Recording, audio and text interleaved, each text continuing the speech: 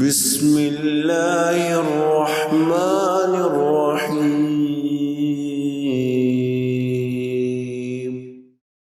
مریم بنت عمران علیہ السلام اللہ تعالیٰ کے ہاں برگزیدہ مقام اور مرتبے والی خاتون تھی۔ اللہ رب العزت نے آپ کو یہ فضیلت عطا کی کہ آپ کے نام سے قرآن کریم میں سورہ مریم نازل فرمائی۔ آپ علیہ السلام کو بابرکت خاندان میں پیدا فرمایا، جہاں آپ کی نیک اور صالح والدہ اللہ تعالیٰ سے نیک اولاد کی دعا کیا کرتی۔ اللہ تعالیٰ نے آپ کی والدہ کی دعاؤں کو قبول فرمایا۔ اللہ رب العزت نے حضرت مریم علیہ السلام کو تمام دنیا کی خواتین میں سے چن لیا۔ یہ خوشخبری اللہ رب العزت کے حکم سے فرشتے نے آپ کو پہنچائی۔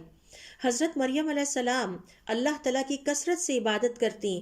وہ اپنے رب کے سامنے رکوع اور سجود میں مصروف رہتیں، ہمیشہ اللہ تعالیٰ کی فرما بردار رہیں، لہٰذا اللہ تعالیٰ نے آپ کو بہت ساری فضیلتوں سے نوازا۔